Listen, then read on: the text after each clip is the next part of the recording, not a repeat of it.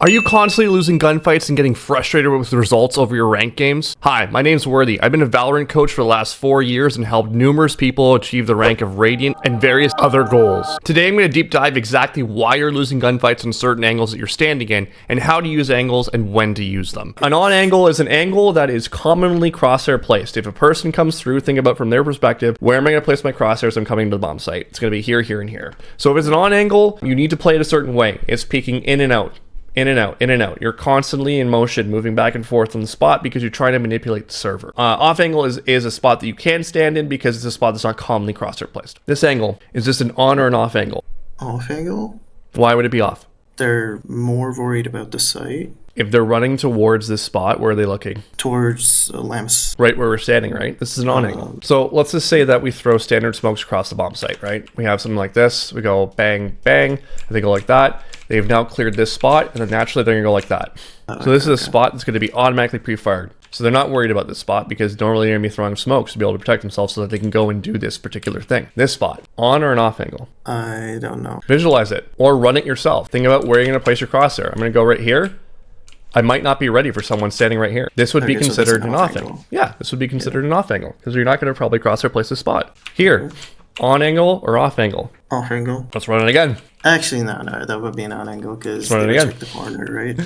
All right, check that. Probably doing that. Use the two common spots. I'm going to check this and make sure it's clear.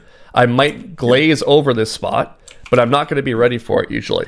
Now, this angle in particular is also something specific that we call a one and done angle. It means you might catch the first guy, but the person coming in behind is going to clean you up. This is an angle that you don't typically want to be playing on a gun round. On a gun round, where you have advantage with positioning, and then you have the same level in terms of power of your weapon, okay? Now, let's say that I'm on an eco or I'm on a round like this where I have a shotgun. Playing a spot like this completely makes sense. I'm totally fine with it because you'll probably get one kill and you're able to move on to the next one and the third one and fourth one pretty quickly. So playing on the spot like this where it's kind of ratty makes sense. To the example that you had right over here on this one, I think you threw a smoke line like this. If you went like this and played here, you're probably taking a few of these guys out as they're coming through the smoke. That makes sense because you have that shot. This spot here is usually going to be one and done. And it's okay because you're on low money. So if we end up getting one and done, it's not a problem. But if you end up getting 2 or 3, you've got more and above what the value is and what you're trying to do on that particular play. Same thing here. Let's say that we got this space and now they're coming and rotating over here. On or off angle? On angle. Okay, this is where it gets interesting. It depends. Yeah. Let's say there's a minute and 20 seconds and they rotated from B. And now they're going to hit A from this space here. A minute and 20 seconds. Off angle? No, it would be an on angle. Why? At minute and 20, it will be an on angle because there's no pressure on them to move into the bomb site fast. So they can re-clear more effectively. Now, here's where we'll throw a wrench into the plan. Let's say you get in this position and there's only 15 seconds left on the round. Is it an on or an off angle? Off angle. Most likely. Why? Because they need to move their ass over to the bomb site to be able to plant it. So is it likely they're going to check it? Probably not. At your rank, definitely not. At my rank, they might glaze over it, but I'll probably still get one because they have to move quickly. Things change based on urgency. So an example of this on Haven, if they know they have like 20 seconds left, I can play in a spot like this and a lot of times they will not check it because of the timing of it. In this situation here, if we don't even have the bomb down and there's 45 seconds left, they got more time on their hands to be able to check angles like this. But as the pressure starts coming on, think about it like this. Are people more likely to make more mistakes when they're under pressure or less mistakes? More likely. More likely, right? And they're going to probably end up glazing over things and not really checking things with real intention. That's why a corner like this can work on particular times. Even if you got instantaneously killed and there was 15 seconds left on a bomb that is ticking away right over here, that is okay because you're still stalling out a couple extra seconds. Now they've only got 14, 13 seconds by the time they get to right here. And they got to really push the envelope. There's a time and place for every single angle. Again, same idea. If I were to play in this spot right here, and we're at 1 minute and 30 seconds into the round, and they're rotating from B, they haven't, checked the space, they got to re-clear, it's likely that this will be an on angle. They're going to clear this, right? Or they might even spam this wall right here to clear it out or make you move, right? Because why not? We got time. There's no rush here. We don't have to run into the bomb site right away. However, if we have 15 seconds left on the clock, they might glaze over this angle and I might be able to get a couple.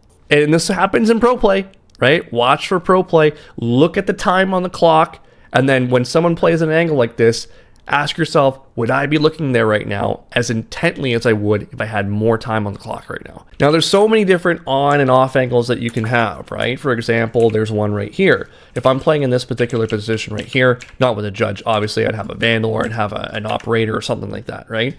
This spot here is an on angle, right? This is a common spot that people will play. The issue with playing a spot like this is that the attackers can peek from up top and they can peek from down below. They also, in theory, can peek from over here as well. The way that I play these angles is I play deeper because they're expecting me here. They're expecting me on this wall, the common spot. Yeah. If I'm here, I catch a timing on them usually, which throws them off, okay? That's the first thing. The second thing is I always want to try to make it so that I don't have to worry about a low peak. So if I go back here, for example, if I go really far back and go there, I can now use this box to be able to throw off a little bit of their crosshair placement or someone bottom swinging. So I'm just covering one angle at a time. And I'm not being swung from this side as well. Does that make sense? Okay. Yeah. So angling and positioning based on how many plays or how many things are swinging out on you is also a big factor. You want to limit those as much as you possibly can. When you're choosing between two angles to swing on, I always say choose one 100%, leave the other one 0%. That way, if someone walks into you on this spot, it's a free kill. If you're going in between, you're relying on flicks up and down to be able to make that work. You might miss all of them versus having one guaranteed, okay? That being said, I don't like this angle at all, right? So I would never play it. Me personally, I'd rather play something like this, right? Where I'm further back and I have a deeper line that they will probably not be ready for. As an opera, I'm going to start playing over here. As an opera, I'm going to start playing over on B long. I might even take like a flash peek right here really quickly to fall off of it and then end up falling back to sight and then play that same spot over here, right? Depending on how my teammates play. Yeah, change the elevation basically. Correct, yeah. If you crouch on an on angle. Every angle is a little bit different. If I crouch on this angle, it's a closer range angle, and a lot of times you'll probably end up getting pegged. The idea behind this to throw off cross replacement makes sense in theory, because if they're going to come out, they're most likely at this level going to pre-aim this spot, and they'll have to flick down to be able to kill you. The thing is that I usually will universally be standing and moving back and forth on an on angle because I want to secure an escape. Whenever we decide to crouch, we now marry that angle, right? We're now committed to that angle. Being able to escape it takes significantly longer than if I were to just keep going back and forth like this, because I always have the ability to fall back to this angle or fall back to this angle or fall back to here and be able to keep myself alive a little bit longer. So being mobile is very, very key on the on angles. If I'm playing even further back on an angle, that might be, you know, throwing them off, or I have an operator, then it makes sense. Like if I'm having an operator, not necessarily on this angle, because I wouldn't hop this angle, it's kind of weird. But let's just say, for example, I were to go to Cubby, and I want to play an angle on Cubby. Again, I wouldn't play this angle because it keeps you locked into a spot. We'll talk about escape routes in a second. But if I want to throw off cross replacement, someone coming in here and then go back to over here after take the shot, then it makes sense for me to do that. Now, if I were to play this spot, I would probably have someone playing in hookah here. But this, just for the sake of argument, I had this down so I can play this spot. I can now take this deep line that usually people won't have protection for or ready for. I can now fall behind and have this secured. So escape routes, basically, do I have natural cover like so to be able to leave if I whiff this shot? And then do I have an opportunity to fight another day or take another angle? Yes, I do, right? So having some security in a position to be able to fall back is super, super key. That's where escape comes in. Does Speaker's Advantage give you enough time to micro adjust when swinging an angle? Yes. There's variations to this based on ping. So if you have higher ping, your delivery of information to the server takes a little bit longer. Okay, so if I were to peek out into an angle with like 200 ping, it might take a little bit more time for the information to interpret on the other opponent's screen, which gives me a small advantage. I can go like this, run away, and then right when I get here, I end up getting a kill. So ping plays a big factor into this. However, the peeker usually always wins regardless of ping. And the reason why is because something specific. We have action time and reaction time. Peeker's advantage is when you peek into someone, you usually have the advantage to win that gunfight because the server interprets information at a certain amount of speed. So if I make a decision, that decision needs to be sent to the server and which needs to be conveyed to the other player's screen. Right? So it takes time to send that data and that decision that you've made. The reason why we peak fast is because we're trying to throw off that manipulation on the server, right? When we peak slower, it's easier for it to interpret what we're doing. Okay, so if you're walking into an angle, the server can now send that information in a different light because it's an easier action to be able to interpret. Where if we were to peek quickly back and forth, the server's trying to figure out what we're trying to do, right? So we can confuse the server a little bit by setting different data and information. Now, I want to talk a little bit more about what causes peeker disadvantage. Let's say, for example, you have 20 MS on one player and 20 MS on the other player. If you were to peek that other player, you still have an advantage. Okay, and that advantage is action time versus reaction time. Now, our brains are wired in such a way that reaction requires more commands in your brain to be able to actually perform said action. I have to think about what I'm seeing. I then have to make the decision, and then I have to commit. Whereas action time, I've already seen before the action. I've already made the decision. All I have to do is commit.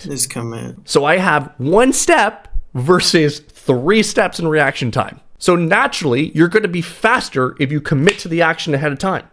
Okay? Which is why when you are defending and you're in an on angle, moving back and forth is already your commitment at that point. It's already your decision making.